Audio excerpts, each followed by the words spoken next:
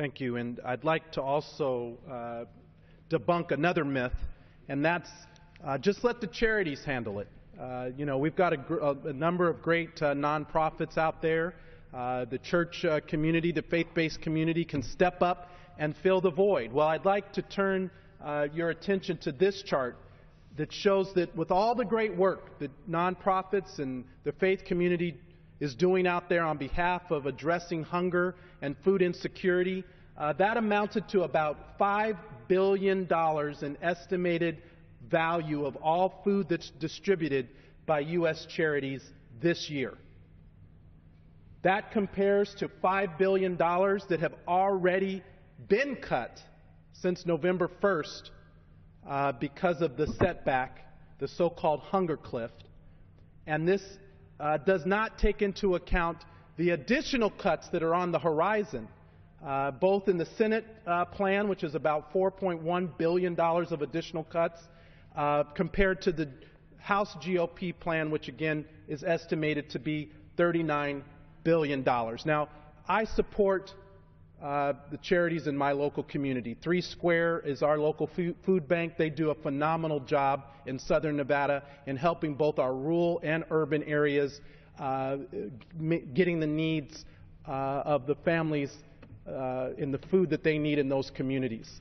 And while my family and I will be making a donation to our local food bank and helping families get meals for Thanksgiving, that is not going to absorb the $39 billion of cuts that are proposed by the other side. And this is just another one of those examples where the arguments don't support reality. And we're living in reality. The families who are struggling on these benefits, whose stories we have shared tonight, are dealing with reality. It's not a mother who's raising their children who's struggling to make ends meet, who want to rely on SNAP benefits. That's the problem with our budget. It's simply not. It's not the veterans who have served our country with distinction and honor and who come back, and because of the environment in their communities, they're also relying on SNAP benefits. They're not the problem with the federal budget deficit. It's not the seniors at the Pahrump Food Bank that I visited who literally are having their meals cut back because of these draconian budget cuts. These American families are simply relying on a safety net that has been there and that should be there in the wealthiest country in the world. Now, I agree with my colleague who says that from a budget standpoint, we have to tackle these problems. But there's a way to do it right. There's a way to do it without costing more in human toil, and there's a wrong way to do it.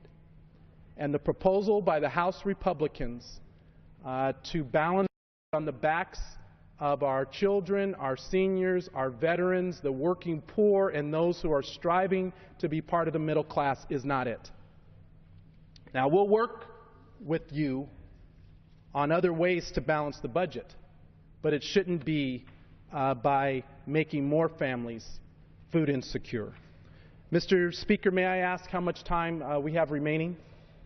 The gentleman has 5 minutes remaining. Thank you.